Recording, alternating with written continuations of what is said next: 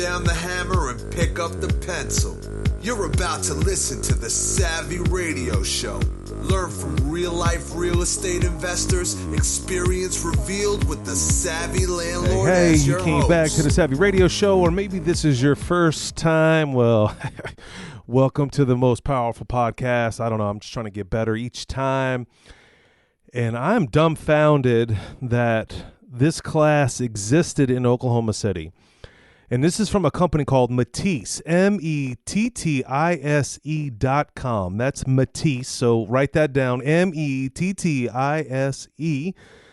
And I just got done with this class. It was 2 hours of fire. And my partner signed me up for this. And I was dumbfounded. And I'm not saying this to hype these folks up. They don't even know that I'm doing a podcast. They don't even know me. But I would say at least 10 years of amazing experience condensed down to a 2-hour class. And I talked to one of my other staff members that sat next to me. I'm like, how much was this class? And they said $75. I was like, per person, that is a smoking deal. Like, this information that I'm about to drop is a condensed version of what I just experienced. And by far, it was off the charts. First of all, this high-profile, successful woman, her name is Danielle, and I'm going to butcher her last name, Ezell, E-Z-E-L-L. She's the one that taught this class, and it's about HR. And I know, and the title of it is called HR Myths, the Best Practices Every Growing Business Must Have. And I'm telling you, I've struggled in this area of HR. One, when you're a solo entrepreneur, you really don't have a mindset of employees. You kind of like 1099 people, contractors. One, you don't want to do payroll taxes and so on and so forth. And you never really consider HR as an important factor in your business. And again, I failed in this area and I realized what a ding dong. I should have been working on this stuff a long time ago. But I am so thankful that my partner, Rose Taylor, she was like, dude, you got to go to this. I know this gal. It's going to be fire. Whatever. It was on my calendar. I showed up and I was just dumbfounded. And in this class, again, this is my version of it. This is their material. I'm probably going to rip every page out. I'm not sure how long this podcast is going to take, but what I'm trying to do right now is, if you understand the cone of learning, and what is the cone of learning, you say? Well, the cone of learning is that you need to give a presentation of something that you've learned, that you don't want to just sit there passively. Excuse me, burping. My bad. Anyway, you need to kind of take notes. Obviously, you retain it more. But if you can give a demonstration of it, like you can regurgitate everything that you've learned, you're going to retain it more. And that, honestly, that's my flesh right here. This was so powerful for me that I have got to retain this. And this may be simple to you. You may be a corporate person. You may already know everything and you need to know about HR, but I can tell you right now, I have a lot of pain in hiring people. I have a goal coming up in the next 3 months. Within 3 months, I would say 2 months, I'm going to be hiring over 40 people for the new project that I got going on. If you don't know that by now, it's Chiba Hut Toasted Subs coming to Oklahoma City. Hopefully in October, mid-October. So look out for that. It's going to be off the charts. If you're in Oklahoma City, we're going to have a VIP party. It's going to be fire. But I gotta staff this situation. And I realize I've got to learn this information and I got to be a better employer. And why not start today, April? Let's do this, 2024. And the little description of the class says, whether you're a small business owner, executive director seeking to enhance your skills, this class offers invaluable insights, practical guidance to unlock the full potential of your workforce and drive sustainable business and growth. In every evolving landscape of HR, misconceptions, myths can be often led organizations away from their potential. Ooh, come on, bring it. To continue growing, it's important for business to navigate through these myths and adopt the best HR practices. And breakfast is provided. I didn't even know that. I just showed up 8:30, 2 hours, off the charts. So again, I can't take credit for this information. This is just my experience. Mettise, M-E-T-T-I-S-E. Danielle as well, whatever her name is, Ezell. And let's dive in, ladies and gentlemen, boys and girls. The interesting thing, she led the class great. Did a quick introduction. What was your name? What was your organization? And what are the top 2 people challenges that was, she asked you to put that on on a Post-it note. So I wrote down motivating people, the people's attitude, especially in this restaurant business. I know that I'm going to kind of get into this. And then also setting boundaries. When's enough is enough? How active should you be in people's lives? And then she had everyone in the room write the top 2 things down, and then she would address them later. I thought it was interesting. And then one HR question she wanted to address today that I would really want to know, and how to really navigate in my mind the new transgender, the future of the workforce, millennials, and blah blah blah. So, real quickly, let's go into the HR myths. Okay, here's the myth: I can fire anyone at any time. That's a myth. Number 2, great interviews equal great teams. Another myth: I'm a good judge of character. Another myth: my people know my expectations. Oof. Another myth: I know why we broke up, or why they left, or why you let them go. Another myth: everyone knew that was a joke, like your personality per se. And then, which is I think very powerful, it says freedom of speech means I can say and post whatever I want. So that's kind of the premise. That's where we're going with this. And so we're going to break down these HR things. I think there's 7 of them. These myths, we're going to cover them. We're going to break them out. And hopefully I can do this as fast as possible so you can get this. And if you can go to this class, I'd recommend it. I think they're a great organization. Here we go. You can fire anyone at any time. Okay. And, we're at will state in Oklahoma. And she mentioned that there's only like 4 other states left that, that it's not an at will, I guess. It's called employment at will. It's a blank check to terminate people. But there's a caveat there. You can't fire people on race, national origin, religion, sex, pregnancy, disabilities, ADH, at a certain age, greater than 40 or whatever, veteran, citizenship, bankruptcy act. Remember, citizenship. Are they an American or not? Interesting. And pretty much he said marital status, characteristics, generic characteristics, lawful and off-duty conduct, unlawful, political affiliations, implied contract, whistleblowers, and compensation claims. Okay, anyone that pretty much everybody falls in one of these things. So you got to really document when you really want to let somebody go. And I know that recently I've let some folks go, and they quickly go claim unemployment. They weren't even working as long enough, but you really need a document. That's the main thing. You can't you can fire people, but you really need to have it written, documented, and back it up. I mean, obviously you pretty much knew that already. You wouldn't be successful if you didn't understand documentation's all things, especially in legal situations. Again, I've said this before, but I'm going to say it again. If you are in business, AKA you are a professional, and that means that you you ride a different taxi than somebody else. And if you ever go to court and stand before a judge, they're already going to expect that you know what you're doing because you signed up as a business owner. There is no excuse here that I didn't know. And me personally did not know all that I learned today that was dumbfounded to me. That is my responsibility as an employer and or a business owner. So get it right. Number 2, that was number 1, is a fire anytime.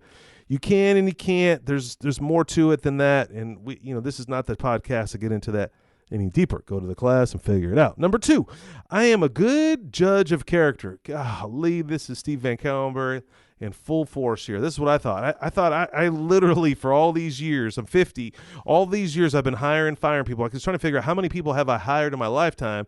And I always, pride myself on I'm a good judge of character. That is freaking BS. And I just learned a lot about that. More emotional. We may be in line because you're an avid reader, or you may have read a Jim Rohn book.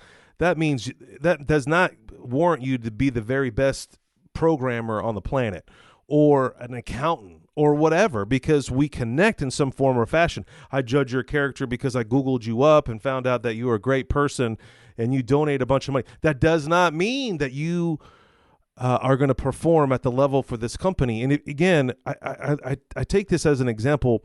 when you start growing as an investor, a real estate investor, and you get lazy and you leave your rents not increased, right? I mean, I know you're trying to be nice to the tenant or whatever, but a true banker is going to look at your, ROI and your service, your debt service, and you're missing the boat and you're not being a professional if you're not increasing those rents. And so for that to say, if you're not going beyond what you think you should be doing, then you're not a good business owner. And so when you're in this environment, and don't just willy-nilly, really do some research when you're interviewing somebody, and you got to take it serious. The individual on the other side is taking it serious. They mirror you. You need to lead by example. And here's some things that you need to be aware of. Prohibited questions are their date of birth and high school graduation. Like, did they graduate? I mean, obviously you can find this information on the resume or the application, but still it's a prohibited question. Just so you know, want to give you a heads up on that. Now, you can do fact finding. Maybe they do have a diploma. You can get a verification or maybe specific dates, but you got to be cautious in here. And what I found out today, which was mind blowing, that a lot of people, even senior executives, do not put dates and times on their resumes anymore. They put down what they have accomplished per se, or what industry they were in, or what company they worked for, but not necessarily a timetable. Interesting. She gave a great story. Danielle gave a great story about her own child, who's a young lad at 23 going to Columbia University for a position in a specific kind of a creative field of the arts. And I would assume that they're looking for someone that has so much experience, but this individual had a bunch of experience at a young age in high school and a little bit after, and they used that experience on the application, 7 years of a specific trade skill that they learned. Fabulous. I thought it was a phenomenal idea.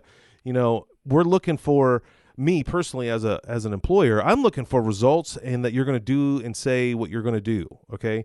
So I don't need to know that you were cum laude, back in 1992 and everything's grand. Can you still perform at this level? I thought that was interesting. You can't ask this question if marital status. Okay. Are you married? Yes or no? You can't ask that question. Okay. Disabilities, health conditions, pregnancy, or prior workers' compensation claims. I know you want to know that stuff, and I would like to know that stuff as well. But the point is, there's some laws in place that are prohibited for you as a hiring employer. You cannot ask those questions. And then even this question is, who is, responsible for childcare? And, of course you can gauge on it. Are they available to work at odd times? Or you can outlay what you need. Like if you're having someone work on Christmas, have them, if they can't work on Christmas and your whole business model is built around Christmas, well, that may not be the employee for you. So you can come out and say, these are the required dates that you would need someone to be employed as an employee for. Permitted questions are the ability to perform these essential functions of that job. And she gave an example like, if you're doing a lot of heavy lifting and you don't want to just judge someone, I mean, are you able to do these key things over repetitive time for a certain length of time, part of time, you got it. And then here's a good question that, you as a landlord, if you're a real estate investor, we ask these key questions like, when are you expecting to move in? Or, have you driven by the place? I mean, you can ask key questions. How many people will be living in the property instead of saying, are you going to have kids? Usually when I ask someone that question, how many people are going to be living in the property? They usually say, yeah, I have 3 kids. And I can't ask them how old their children are, but at least I have an understanding of who's moving in. And anyone over 18, I can have them fill out an application.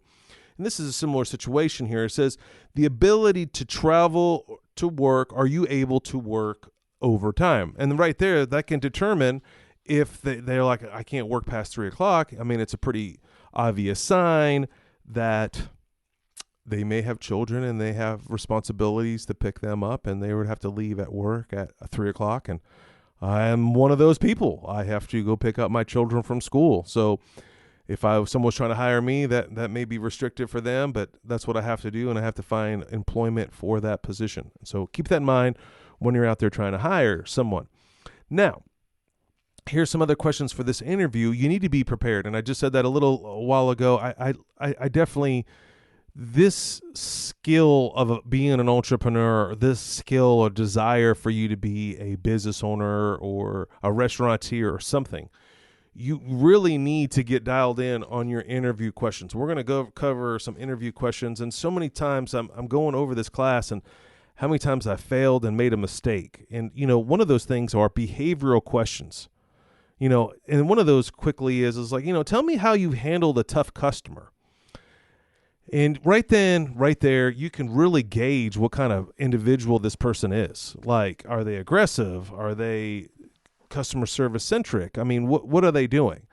You can also ask questions, value questions, and then see if their values in line with your company values. I think that was very powerful that I learned too. My values may be a little bit different than society, but our company values are very clear. And you need to ask questions around your company's mission, and does this individual, can they handle that type of value? Performance questions, I think, are critical. It says, tell me more about a time when you received a negative feedback. I mean, you've got to get people talking, and you need to smile more and just listen. And, it was just interesting being in a room full of other owners or HR people. And, there's so many things that I've done wrong. Like, you answer questions for people. You need to just ask a question and be quiet. I know I'm a talker. Got it. I need to be quiet and I need to listen more. So here's some cool, awesome interview questions that I'm just going to throw by real fast. And then hopefully you can rewind this and get this dialed in. And so the next hire you have won't be a disaster. One of the questions, number one, is, can you describe a situation where you had to handle a challenging customer interaction? How did you ensure their needs were met while maintaining a high level of professionalism and respect? Number two, describe a time when you encountered a customer who had a difficult culture norm or expectations. Man, I see this all the time in the accounting firm. They just expect that their tax return is going to be done tomorrow, and they give all the information like 15 minutes ago. How did you adapt to the approach to ensure an effective communication of understanding while respecting their cultural background? It's interesting. And each culture handles things differently. So you got to, depending on your client base and who you're trying to sell to and who your clients are, really get dialed in on who they are and how to speak to them. I enjoy working at the accounting firm. During the day is usually, my interaction is usually with the owner, because they need bookkeeping done, or they need their tax return done, or they need accounting done, or they need CFO work done, and they're struggling in this area, or they're needing financing. And it's, I can understand their culture. I understand that they're driven. They don't have time. They need to make time in my mind. But the reality is I understand what a high achiever is trying to accomplish. And so I just kind of work within that personality. When you're interviewing someone, understand that situation, the company that you work for. Can you give an example? This is question number 3. Can you give an example of a situation where you noticed a colleague or a team member displaying bias or discriminatory behavior? How did you address the situation and promote a culture of acceptance and inclusivity? Did you call them out? Tell me about that situation. It's interesting. Number 4, tell us, now I love how it's rephrased here. Tell us about a time when you had to handle a complaint from a customer who felt their needs were not being met due to their race, gender, or any other protective characteristic. How did you address that? Address their concern, ensure they felt respected and heard. This just reminds me of a case that happened for an older person that was trying to move into an apartment, and they're a protected class, and they felt like they were treated differently because they were older, or because they were requesting a specific arm handle in the shower. How did you handle that? Or do you have an example, or can you walk me through that process? Number 5, describe a situation where you had to collaborate with a team member that had diverse perspectives and opinions. How did you encourage open dialogue, foster an environment of mutual respect, and ensure that everyone's ideas were valued? And this just reminds me of just working with other drivers. And, when you're in a room full of high achievers or entrepreneurs, I've realized over the years, and I'm not always accurate in this situation, but someone needs to be the leader. Who's going to be that leader? And you need to back down a little bit and let that person lead. And that's what in this situation is like, how can you cultivate but still obtain the goal that you're trying to accomplish as a team player. You as an interviewee, how you gonna expel this information? Can you share number 6? Can you share an example of a time when you had to provide service to a customer with disabilities or special needs, and how did you ensure the experience was inclusive and accommodating? Great question. All right.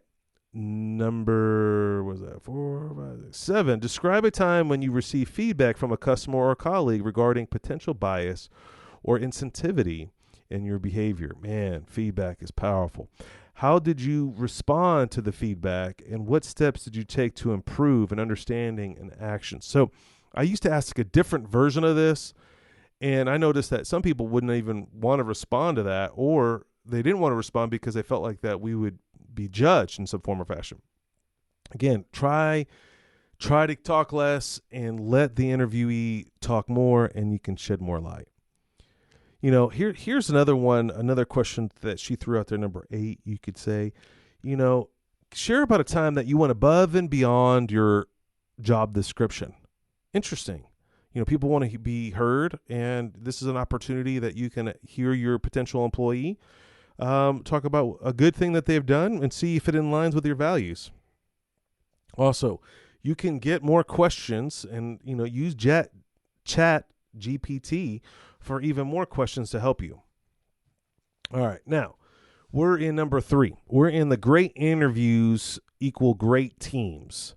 This gal, Danielle, she did a TED Talk years ago, and it's interesting, the approach here in hiring new hires. And, there's some tips and practices that you need to be aware of. One thing that I learned in my own failure in multiple businesses over this lifetime of mine is that I'd never had an onboarding process in place. Now, if you come onto the accounting firm and you're looking for accounting, and p3accounting.com, that's the company that I own with my great partner. But we have an onboarding process. We've spent a ton of time and energy and resources building this process. What's it like to be a new client coming into our company?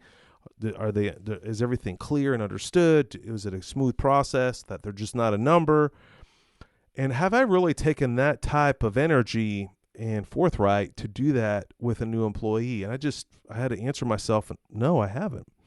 And I was kind of dumbfounded. No wonder that I've had some issues with employees over time. They didn't know what the freak to do, and they just, they're not mind readers, VanCauwenbergh, and you really need to slow down and really spend some time developing an onboarding process and spend time with this new employee. And we recently had an employee that didn't stay less than a month, and we just threw him to the fire. And I just think those days are over, especially when this new restaurant had coming up. I can't just expect him to understand how to operate the machinery or exactly how to put this much condiments on a sandwich, right? I need to take some time, slow down, and nurture this employee. And when you do that, when you nurture somebody else, you can really dial in and get to know who they are, what they stand for, and their beliefs. And you can grow together in this organization into a powerhouse. They feel like they're heard. And, here's some new hire myths that she expelled that were pretty interesting. Employees know what we want from them. They don't. The employees don't know. And they're deer in headlights. They're coming into this new environment. They don't even know where they're going to go. They don't even know where the break room is. The sub sandwich is on my mind. I'm hungry. It's lunchtime. But really take the time. Employees aren't watching how leaders are managing the business. They are. And they're watching each other, the way you dress, the way you talk, the way you respond to emails. And it's just magnified. And, just as a child, when the parents, what the child does is 10 times what the parents do. It's magnified.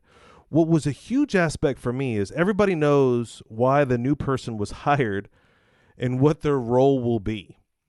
And I think we find this in my own organization. There's about 10 people that work there, and, they may not be in the decision-making process of us letting this individual go, or a new hire. They're not in the process or in the process of hiring a new individual.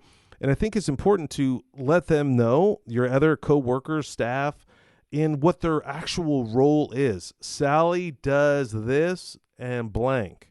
Maybe Sally does this and operates the phones at this specific time. Sally does this and she's from this and she's going to be doing this. Interesting, huge. I don't think I do. I usually, we have like a kickoff and like, hey, welcome Sally to the blank, blank, blank. And that's as far as I've gone, and I have been convicted. So this is why we're doing this podcast today, so I can get that memorized in my mind. And then the great thing about this $75 class that was 2 hours, that was fire. They even gave you handouts in color. Players, Matisse, I'm your new fans. METTISE.com. Do more classes. It's incredible. Speaking of a little side note here, I look on their website. It's not updated, but I went on their website right when I got back. I'm like, what are the February 9th, February 15th, February 20th? And it's like leadership workshop, a networking workshop, your posse and your tribe, and, read financials, find secrets of effective financial Where have they been? If someone knows about Matisse and didn't tell me, I'm going to be frustrated. Now it's like the gospel. You've heard there's other educational companies in your market that are helping and training and teaching you the ways of business. Right now I'm writing a bunch of classes. I want to be rolling out here. I'm not sure when, maybe at the fourth quarter, maybe 2025. But I just feel there's such a need to be educated myself personally. And I know if I feel this way, and some people look up to me and think that I'm some savvy dude, reality is I need even more education, and especially from this class. Let's get back into it. Sorry about that little sidebar there. Here's another myth. Employees don't need to know the details of the true state of the company. She gave a interesting example where a new employee came in behind a company that just got finished through bankruptcy or just came out of Chapter 7 or whatever, not a full-blown bankruptcy, and no one really wanted to talk about it, and no one even wanted to mention it. And I think you need to privy people. You need to let them know, hey, we've had a hard time this last X amount, and we are turning the corner, and maybe sell somebody vision. That's your job. If you're a CEO or a developer of people, you got to lead people, and how to lead people usually is with vision. So tell vision, and also these are our bumps and bruises. And some of us got zits on our hiney. It's okay. Pop them, clean them. Something's wrong there. You're sitting too long. I don't know what it is, but maybe you shouldn't tell people that. But, you get the drift, right? Give them all the details. Where'd you come from? Where are you going? The pains, and why these individuals here today to help you further the mission, the goal, and the vision of the company. Employees will figure out the small stuff and facilitate and supplies. And this is where I have failed. Another boo-boo. I remember walking somebody in their first day, and I'm like, oh yeah, by the way, this is the kitchen. No, I think you need to be a little bit more intentional. This is the kitchen. This is your section in the refrigerator. This is how often we blank, and this is what we do. This is where the restroom is.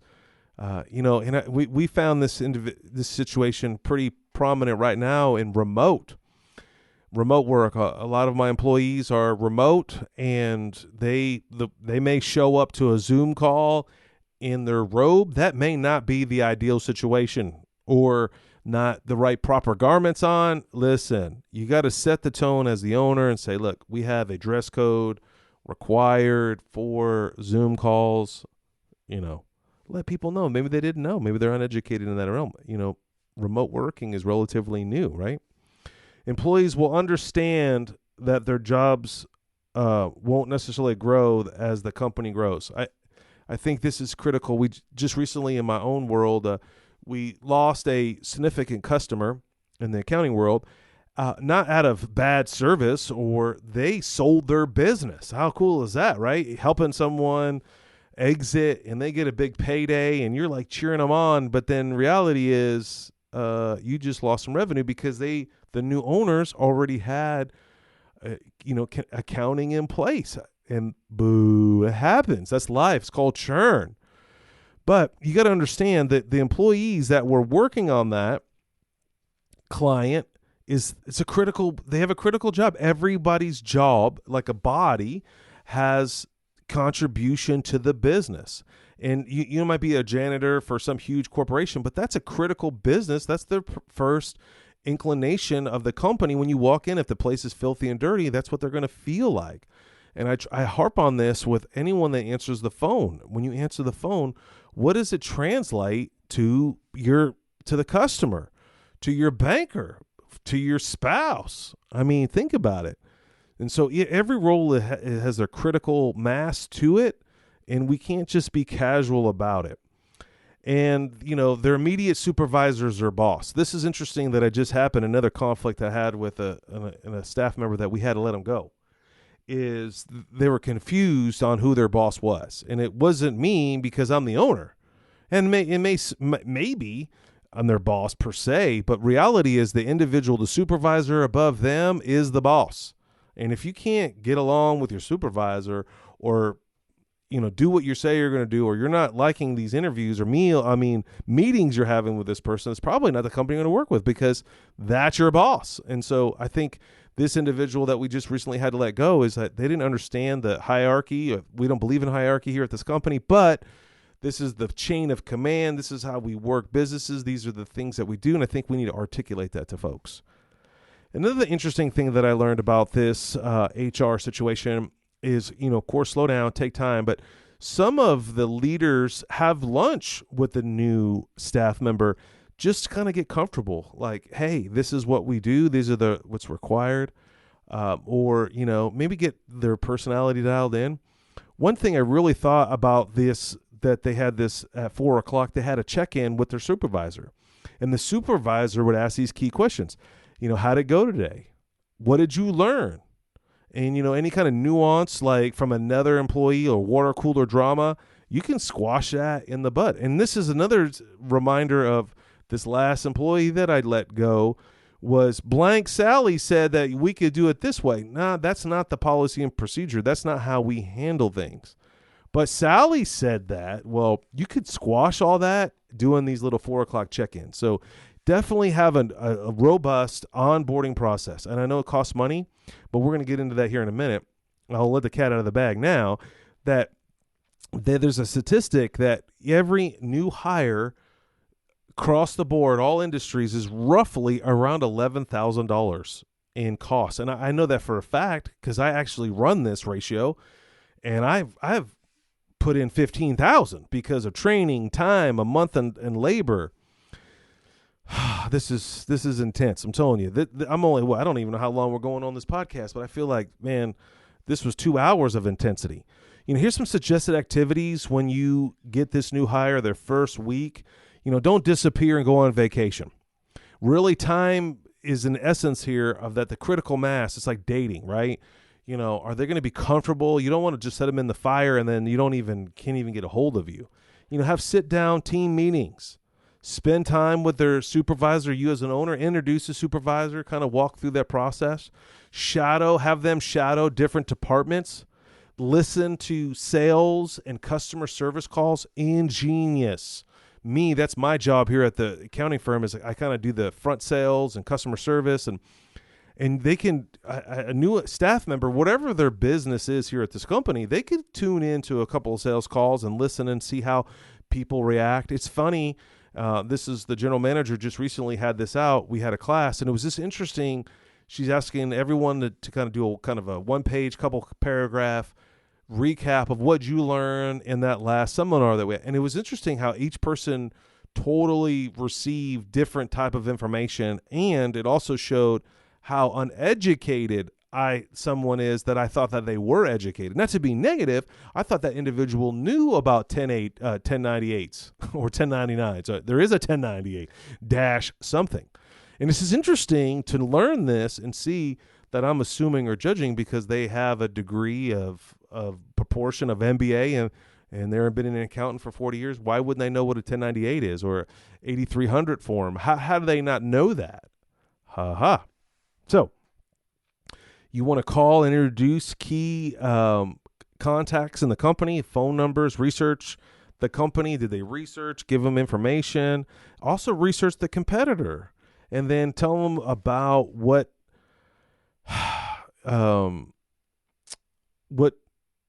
training is ahead. In our world, we have this thing called the training grid, and man, I'm getting tired. Let's see how long this is. Hold on. Man, we're at 34 minutes, so we're going to pause right here. That was only the first 3 myths. Number 4 is coming up. Why my people know my expectations. Oh, man. I'm telling you, that was 30 minutes of me just digressing of what I just learned. Imagine being there. I'm just completely overwhelmed. And so I just encourage you to get with someone else, get with an HR person, and really learn. If you really want to scale your business and grow, you're going to have to hire people. You're going to have to learn to delegate. And you're going to have to learn to grow in areas that you didn't want to. And it's a running joke in my company, don't let Steven do HR. And it's true. And now I'm like, I'm tired of being made fun of in this situation. And now I'm like, look, I'm going to learn HR. I'm going to understand it. I'm going to respect it. And I want to be the best employer out there. Are you going to be the best employer? If you are and you want to learn more, then tune in to next week for the second part of the myths of hiring people, the HR myths. Have a great day. Tune in next time. Let's crush this together. If there's a question or comment you want to know, or if I made an error here, go to savvypodcast.com. Drop me a note. Text me. If this helped you in any way, because this is a subject that I would never knew that I would do a podcast on. I'm telling you, I'm in the middle of this class, and I was like, dude, I got to drop this knowledge. I got to help some people. If you want to know more or you want to connect in some form or fashion, drop me a note, savvypodcast.com. Hey, through this, hopefully you'll get to buy more assets and hire more people and grow your business and live your dream. Thanks for listening to the Savvy Radio Show. Glide online and listen to our other motivating episodes at savvyradioshow.com. Connect on Twitter at LandlordBook and always be buying assets.